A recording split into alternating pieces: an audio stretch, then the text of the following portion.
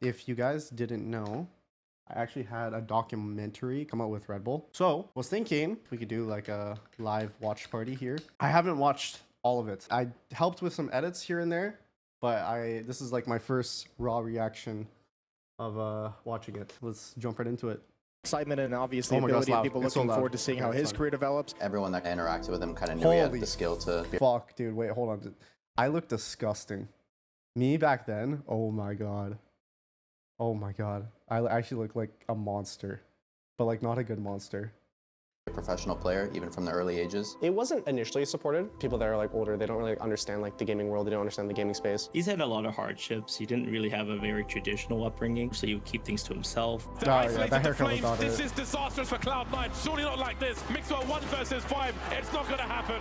It's not easy for a 16-year-old kid to read all those comments and internalize it and have thick skin. Being someone like him where you have hundreds of thousands of people always following you and always rooting you on or also hating on you if you're doing bad, it's tough. One of the things that we lose sight of sometimes is that these players are not just players, they're humans. He's an incredibly talented guy. He's very passionate, but I can see that it's a lot for him sometimes to compete and work through every part of his life. It didn't feel like he had the resources to be set up for success. And what was that, 3 and 15 in opening kills? It's unlike him. Nothing I watched with regards to his duelist play made me think that he's going to be a top tier duelist in the next year. It just doesn't seem likely. I do think that I'm not able to perform up to the level that people expect, especially when I'm not in the right headspace. This roster, they struggle so much, and their comps are all over the place. The players did not even look remotely comfortable. But who keeps pushing through after some goes wrong? TenZ is that type of guy.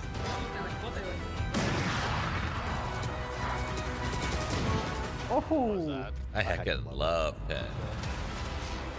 Oh my god, you're nuts! I think he's always kind of just been that loose, aggressive player, but with a very calculated mindset. So I think in Valorant, he just kind of thrived in the chaos. First trip cleared, the dog went Around the pillar! oh, you can only hit that clip online. That's impossible online. This guy's like untouchable. For as much as he is a superstar, he's never carried himself that way. I have a lot of friends in high school, and when I started to blow up, they never like saw me as like this famous superstar. They always just thought of me as Tyson. You have a guy who's the face of the league, the face of the community. Yeah, the it's face like of the a game, trailer right now. Okay with that. Is TenZ. He's got the frenzy, and he's got a kill. Man, all up in Moose's face, and he's getting a jumping one as well on the beat. I said this the first time I called TenZ. This is his world, and we're just living in it. Boy, it's crazy. Literally like an intro. In Nanaimo, British Columbia. It's a little small island, and honestly, not really much there to do. I kind of come from like a family of gamers, especially on my dad's side. Like my grandma plays games, my dad plays games, all my uncles play games, so it kind of came naturally to me. When he's young, he's quite very quiet and very listen. He not talk back or like, you know, very, very sweet, and he not like talkative. We try him everything and why am I smiling like that? We go to play badminton, but he just play 1 or twice and he quit. And his parents drive him into baseball, and he start piano lesson. He doesn't like it. He doesn't like camping, and he doesn't like the outside. He just like home. And when he play games, he's happy. I think the competitive nature was always there, and I think it came from this rivalry where like I would only see him every summer, and no matter what game he was into at the time, he would always try to challenge me in it. His dad, myself, and one other uncle was really big in Counter-Strike, and obviously he sees his dad play, so he would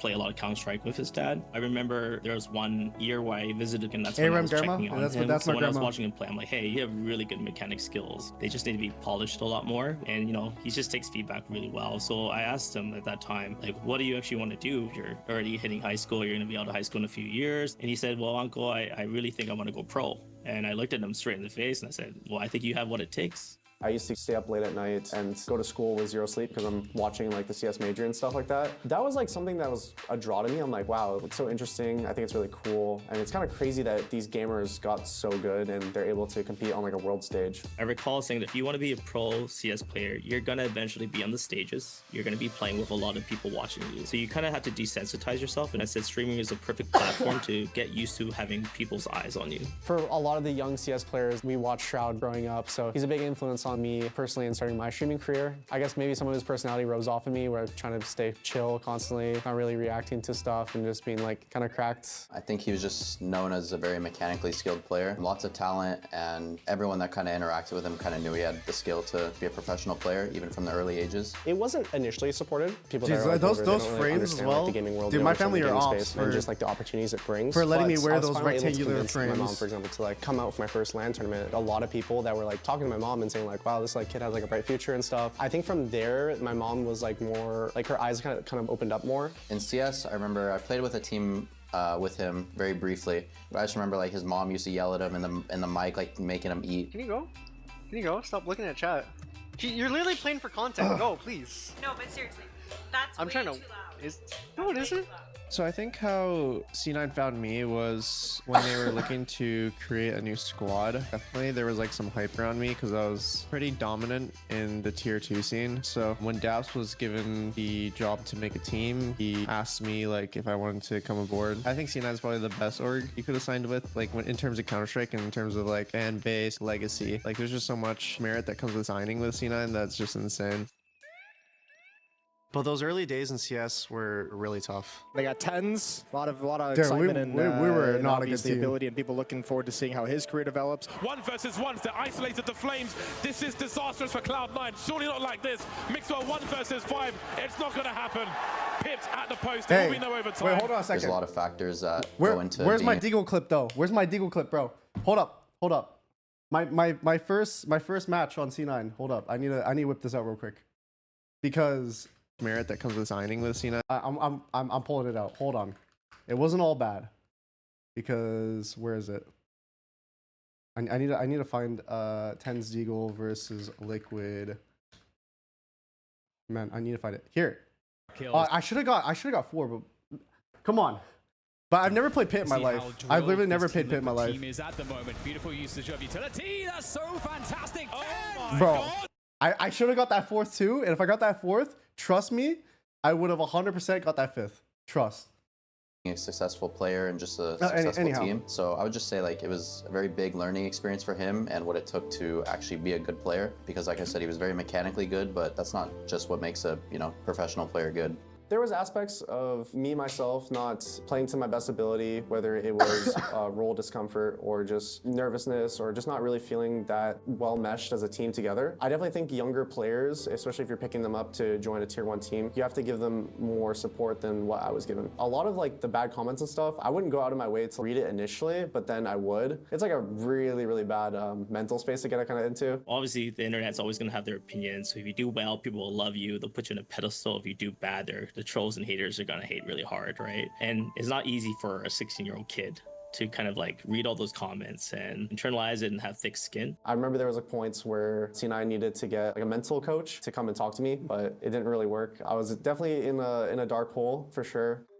After getting benched on C9, I do think that my competitive urge kind of like suppressed itself, and I wanted to kind of follow in suit of like the Shroud route, just go on stream, just kind of like be more relaxed, kind of be more of myself, hit some clips, and just interact with the community because it's always a joy to just Did you guys talk see to my chat. old room? That's kind of when I just had a Valorant showed bunch up. of anime posters everywhere.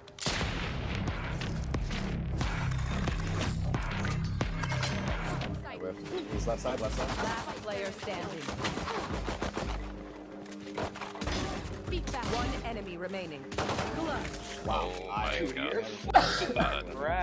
I noticed a lot of people that also Last switched Alive from Jet, CS come on, as bro. well. They kind of Hey, treated I'm the Valorant original. as CS with abilities. I'm the original I Last kind of Alive went Jet. into the Actually, game with just I'm a not the fresh original. mindset where it was Wait, like, who's I'm that? going Who's to that play one Valorant player? as Valorant. Remember I'm in able beta? to kind of look And at he's a like game throwing for the what jet it is smokes rather than, out of like, B main, chasing and he's the saying like, go ideas out, from, go. like, a different game. And No, one thing he was the I original. noticed about Valorant was it's a lot more kind Yeah. of like arcadey in a sense where I could be I jumping gotta around, run shooting take and inspiration stuff. from I that. could like get some random kills.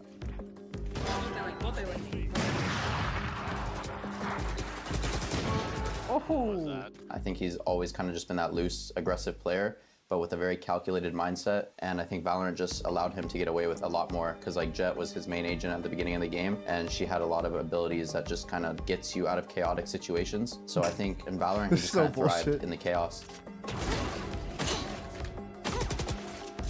One enemy remaining. You're killing everyone I see. Mark it. I kind of wanted to give Pro another shot. I kind of got a taste of like what it felt like to play on LAN on C9 and CSGO. And so that was like one thing I actually like really fell in love with. It was really Dude, that fun pimple to on my kind face of is be there on really stage bothering and me. have that kind of stress. Like I do like that stress of playing. I don't really like practicing and trying to like perform that way, but like playing matches on stage was always a joy for me. I believed in myself to be like a top tier pro in a different game, as long as I wasn't playing catch up anymore. You guys remember and I was triple able jet to smokes establish with 2 myself up early. traps? It's all Oh up my to 2 God. players. TenZ inside the site. Relics as well. You can't think of 2 other better players for Cloud9 to try to keep the dream alive. But a shock dart that gives and blows the position away from Daze. A kill attempted, not in favor of TenZ. And Daze gets the last 2 kills. The wall bang. And T1 will move to first strike. One thing that I kind of learned from my stint at C9 is you could have a lot of players on paper that are really good in their own individual rights, but I think that team cohesion is probably one of the most important things in Also, esports. you know, one of the I'm gonna say it for like right now. I think one of the big reasons why we didn't do that good on C9 when I was playing on C9 is I don't remember when, but because I always thought Sova was really broken, but there was a point in time where we decided that Sova is just not needed on any map, and that like other characters are better. I don't remember why, but ever since that point, we just started losing everything.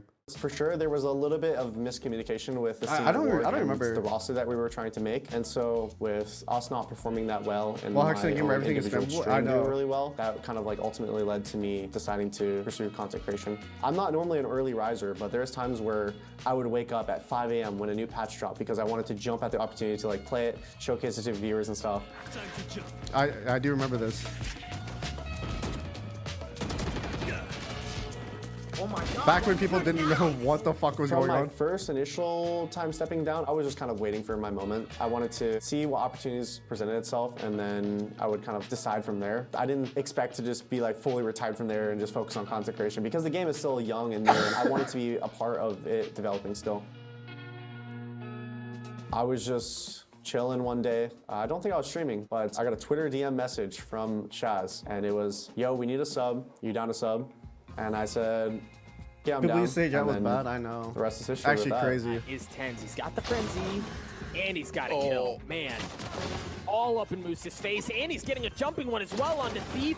I said this the first time I called TenZ. This is his world, and we're just living in it. I had no idea how accurate that was when I said it. There was a lot of hype around him because a lot of people knew who he was already, but for someone who didn't have that background information on him, I just remember thinking this guy is mechanically insane. There are certain players where you just kind of watch them play and they make it look easy and it always looks smooth, and he was always one of them. The game was very like immature at the time. Like no one really knew what was good yet. Everyone was kind of figuring out their own style, but he had his own style like from the get-go. Just really flashy, takes insane fights and hits the shots. So I remember watching that like, damn, Dude, this double guy's, like, up draft. untouchable. Oh my And god. Sentinels start to That shit was circle, beyond they start broken. to enclose around the phase players. They smell blood, it's in the water, and they want to finish it off, and TenZ is looking to do it in style. Mark, 2 HP left. Here comes a dagger with his name on it, but it's going to be sick. Who's going to get it done? And that's a wrap. 3-0 Grand Final. Sentinels are the champions for the NA Masters here in Valorant. It's such an insane storyline. TenZ joins this team a day before Masters. They rally through. They don't drop a single series. We won Stage 1 Masters and honestly just kept on winning. Eventually, we qualified for Masters Reykjavik. It was my first Valorant Really win. used to be fun. TenZ really feels like I definitely was having a really great time. Type player that has like a drastic impact and a shift in the way the game is played and the way the game is thought about. You think about some of the best to ever do it across any esport. You kind of have to put TenZ in that conversation. Our expectations of the event, we actually were really confident the entire time that we were just going to win. The confidence came from just like team vibes. With our prior experience in tac shooters as well, I do think we had the upper hand. I think we had a better read on the meta at the time too. We definitely saw NA being the strongest region at the time too, so knowing that us as a team get along really well, we have insane mechanical players, definitely gave us insane confidence. Dome is close, they don't know. Oh my god, he gets flashed! The team flash! The team flash! Magnum's in the smoke here. TenZ. Oh my god! Magnum's got no HP. Not like this. Oh, also, Sentinels. also, They're gonna get the team. another thing for what is it called? The Sen roster, we were good at the start, and then like we didn't adapt to the meta properly. Bro, I'm telling you right now, I would have been absurd on Chamber. If I was a Chamber one trick for a year, oh my god. Obviously, like, I feel wonderful. This team Holy is shit, I'm amazing, awkward. and I feel right at home with them, and hopefully I can continue playing with them because this is the best team I've ever played on. I remember that we were all in like the room after winning. We did our trophy picks and whatnot. And we're just kind of all chilling there. And then TenZ's manager came in and he said, You just found out that you're joining the Sentinels full time. Tell me how you feel about it. It's amazing. If I didn't get bought out at the time, I definitely think I would have gone back into the streaming route and just waited for my next opportunity. No, our roles were fucked regardless. In a contract jail for a decent amount of time, but I was thinking about it. I'm just glad things. I was like, wait, our roles would work out Him lifting that perfectly. trophy was, like, But a no, big I way think to, Mike would have all the North to Americans play know, something like, else. There's some real talent out here, and he was just one of the Mike would have to play. So I think that's what we all strive to be, and he was like Shit. the first footsteps into that. It was against Chamber, it was double initiator, right? Was that the meta? I don't remember. It was definitely single duelist. TenZ as a person, I feel like everyone kind of knows, but he's very wholesome. He's very easy to get along with. He's funny. He's personable. He's just overall a good human. As much stardom as he has, how much popularity and all that stuff that goes into it, he's still a down-to-earth individual, and I think it's very rare. I played Reykjavik with you a couple times, but it's so nice. Oh, was I tilted? Yes, you definitely were. One of the nicest, kindest, good dudes that I've ever interacted with. Whenever I've crossed paths with him or anything, we'll always take the time of day. Just like, hey man, you know, how are you? These little interactions where he doesn't have to do that, right? And there are a lot of people in this industry who don't necessarily do that. If you didn't know who Tyson was and you just randomly met him or had a situation you were interacting with him, you wouldn't know. For as much as he is a superstar, he's never carried himself that way.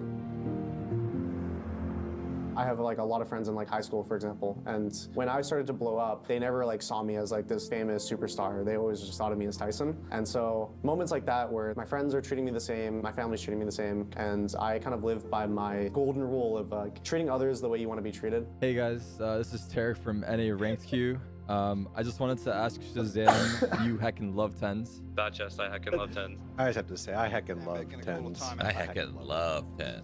I think it is unique to have a player that is so widely loved by the community, where you have a guy who's the face of the league, the face of the community, the face of the game, and everybody is okay with that. After Reykjavik, though, things started to fall apart. And it all comes down to this 12-11, one team. Oh, dude, this was so sad right here. And they're gonna Double spammed. Triple spammed. 3 through the smoke. Heartbreak now for Sentinels. And it's all down to Dapper and Sick. I don't. Did one of us make noise?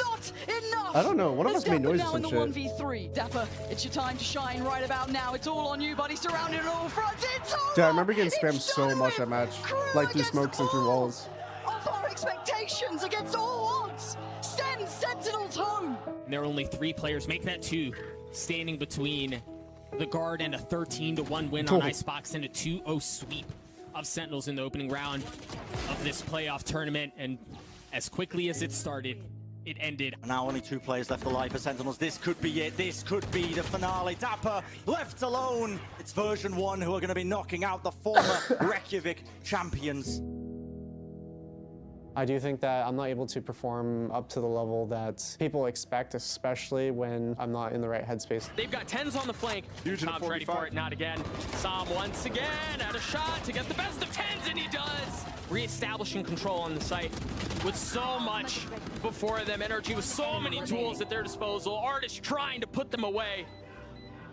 Second in this 1v3 turned into nothing. A statement made from NRG. Lizzie says also It didn't feel like he had the resources to be set up for success. And what was sure. that, 3 and 15 in opening kills? It's unlike him. Yeah, he had so many first deaths in that half. It was definitely in my mind to kind of do like a bigger break. I was sick physically. I was not really in the best spot mentally. So overall, like my team's like, here, take a break, clear your headspace, do whatever you need to do, like come back when you want. But when I came back from the break, it was still tough. Spike planted. 2 versus 3 to save everything. Dash is there, Flash is there, and so it's a crosshair placement. Drop down to the floor to smoke, again to hide his footing. TenZ out to the open, he can't hit the shot. Is left at the Sassy, cannot claim it.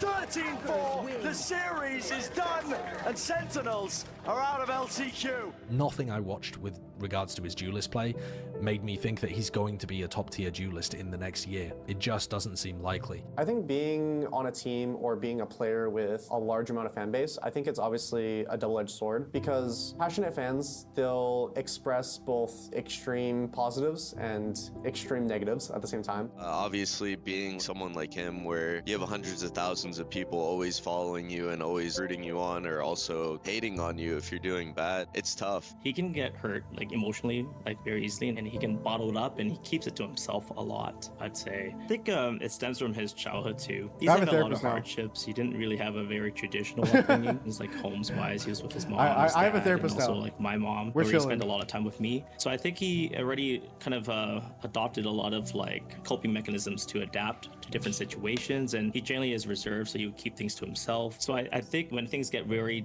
hard for him, it definitely impacts him. But he has his own way of like getting space for himself, internalizing it, and then finding a way to kind of adapt and like grow from it. So I think the role swap originally happened when Pankata got moved over to the bench and Zelsis became one of our starters. And then Zach, he had this dark theory. He said I would be insane on Omen. You can tell that it was a very transitionary period, and I think not just developing and switching over to Smokes, but also finding his role on the team and what he does from an interpersonal dynamic, I think is hard. You have to value your life a lot compared to maybe duelists that I was playing before. And so obviously you can be put on the side of the map a lot more. You can be a lot less in the action. Kaplan also said that I would have a lot more ability to be creative and unleash my potential on Omen. And this timing over on B Garage, it's hard to read. Zest a little bit ahead of his teammates though. This is all set up for Buzz. He's able to catch one kill and he can't find it on the TenZ. 1v1 near health for TenZ as well. Oh, from the shadows for the mind games. He goes a little bit far, but Stacks, he has no idea. He has to check every corner. He has to wait for the peek out. And now he knows, and no, it's going to be TenZ finding the head. Switching roles as a Valorant pro, especially once you're established, is a risk. And it's a bit scary. I know for myself, I've been maining Smokes my whole career. And if someone told me tomorrow I gotta play Duelist, for example, I'd be kind of shook. And that's why it's so special when you see a guy like TenZ who used to play only Duelist and the super flashy entry get-in character, now going to something more supportive. And it looks like he was still built for it. For him to navigate through everything that Yeah. he did, and I think still Omen makes more push, sense in terms of my my playstyle. opinion, some of these agents to their limits, it's just a testament to, again, the type of player that he is. First trip cleared, the dog went all the way around the pillar! TenZ does it again! Intent on OT, but can they counter? No! TenZ with 4, second gets the last! Because I think after we role won kickoff wise, and we I'm were way going better into as a Masters support Madrid, it player was that kind of can the same feeling that I randomly had in bail us Iceland out of before, where I came impossible into the rounds. tournament just thinking we Then would as win. I think an we had a really entry good chance of or winning. the designated star of the team. Set up for us. Smoke's going to go up. Paranoia's going to go through as well. This could be a clash here. Let's see who gets the drop on him, and actually, it's going to be Heretics to draw first blood, but TenZ answers back, and perfectly so! Welcome back to the international stage, TenZ! We bloody missed you. But still, oh, he's still going! Man is out of this world! But things got a lot harder in the bracket. And it's Sassy to look to punish. John QT gets it half, but they're both extremely low. The time is running out, and now it's gone. History for Korean Valorant as Gen G 13-3 Sentinels. An absolute demolition of America's #1.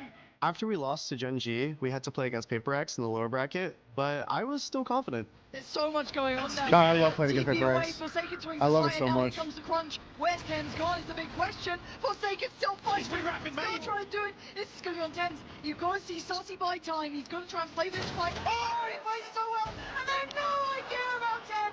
Now it's his time to shine. TenZ still here already, herding them around this map. And waiting for that cross. Sharp as ever. He's getting one. He's gone to 3. No.